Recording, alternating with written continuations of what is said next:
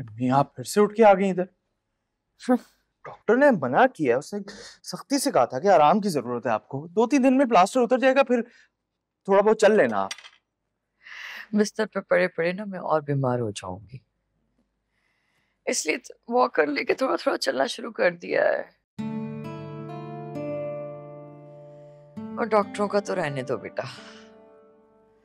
उनका बस चले ना तो अपनी दुकानें चलाने के लिए मरीज को हमेशा बीमार ही रखें। अच्छा, जो भी है ना, थोड़ा ख्याल करना है।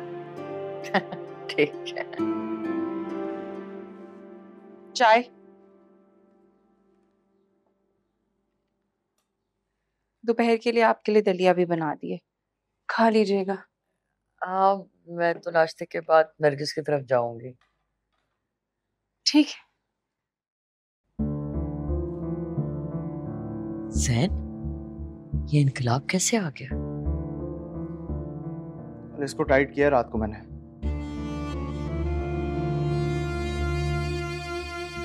इसको कहा है सुबह जो है ना, तो मैं तुम्हारे घर छोड़ के आ रहा हूँ। सीधी हो गई।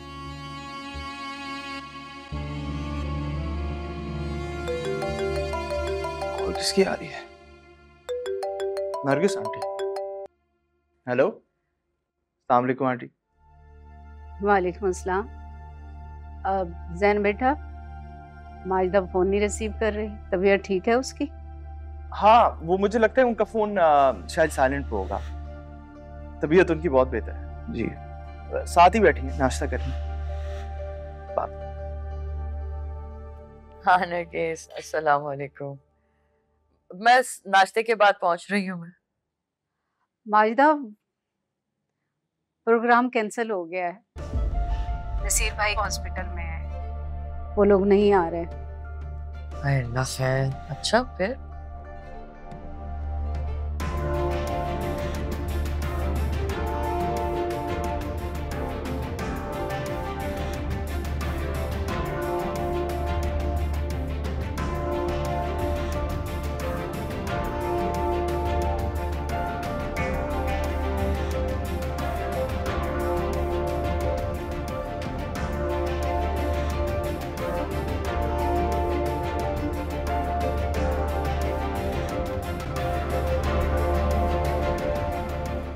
नहीं किसकी नजर लग गई है? हमेशा बेचारी नरगिस के साथ ही ऐसा क्यों होता? हाँ, बस उन्हें आपको लंबा चौड़ा सिलसिला नहीं रखना चाहिए।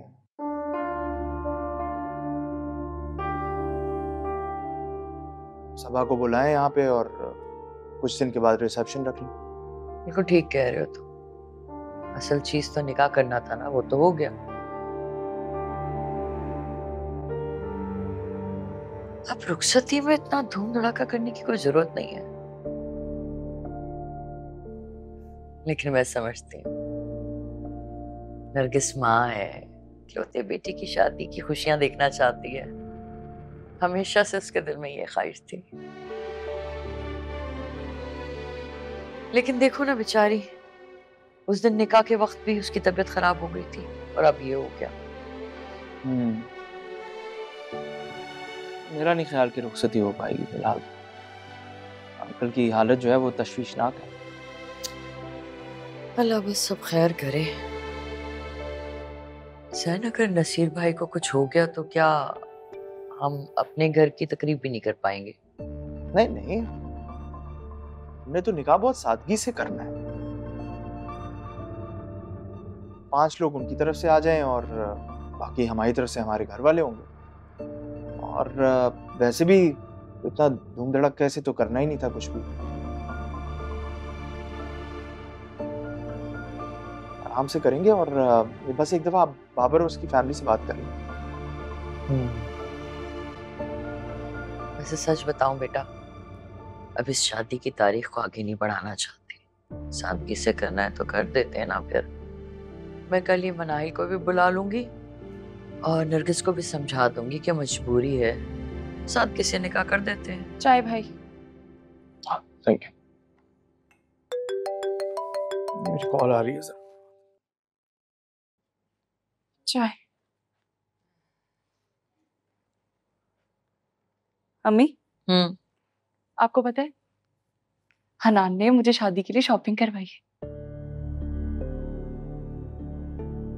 एक ड्रेस लेके दिया है, उसके साथ मैचिंग ज्वेलरी, सैंडल और भी बहुत कुछ। सारा क्या जरूरत है, निकाह तो सादगी से कर रहे हैं ना हम लोग। तो मैं तो पूरे एहतमाम से तैयार होंगी। हनान ने मुझे खास तौर पे ताकीद की है कि पार्लर जाके तैयार होना और तस्वीरें भी भेजनी। अच्छा पापा, जो तुम्हारा दिल चाहे तुम करो। ना मुझे तुम्हारी समझ में आती है ना तुम्हारे शौहर की।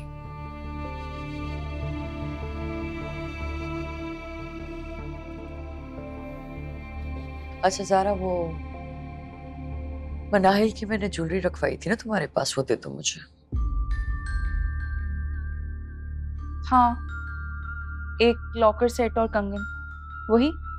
हाँ, सोच रही हूँ देख लेती हूँ, अगर पॉलिश वॉलिश की जरूरत है तो करवा दूंगी। मैंने इसीलिए रखी थी अपने पास कि कल को मनाइल की शादी होगी तो अपनी तरफ से दे दूंगी उसको।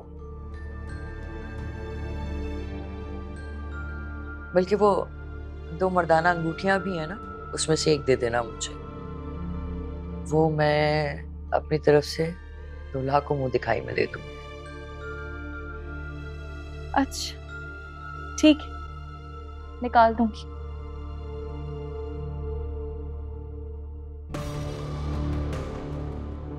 क्या हुआ, चाय क्यों छोड़ दी आपने? अच्छी नहीं बनी?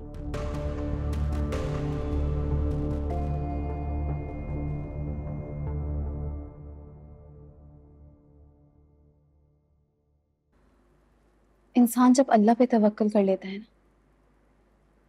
तो उसके सारे काम खुद ब खुद आसान हो जाते हैं। क्या तो तुम ठीक रही, हकीकत यही है। लेकिन इंसान बड़ा बेसब्र है, सब कुछ जल्दी जल्दी हासिल कर लेना चाहता है। लेकिन नसीब से ज्यादा तो आज तक किसी को नहीं मिला, चाहे वो लाख कोशिश कर ले। तो फिर जिंदगी भर कोशिश करने के बाद सब कुछ अल्लाह पर छोड़ देना चाहिए। एक बात पूछूं,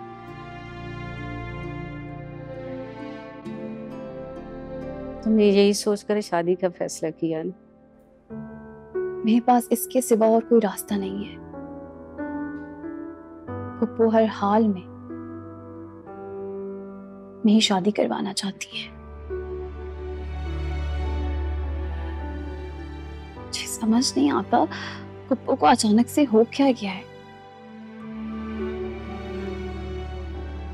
क्योंकि इससे पहले पप्पू ने कभी भी मेरी शादी की फिक्र नहीं की। मैं तो तुम्हारे लिए दुआई कर सकती हूँ कि अल्लाह तुम्हारे हक में बेहतर करे, और जिंदगी में आज तक जो तुम्हें नहीं मिला सब अल्लाह तुम्हें अता कर दे। आमीन।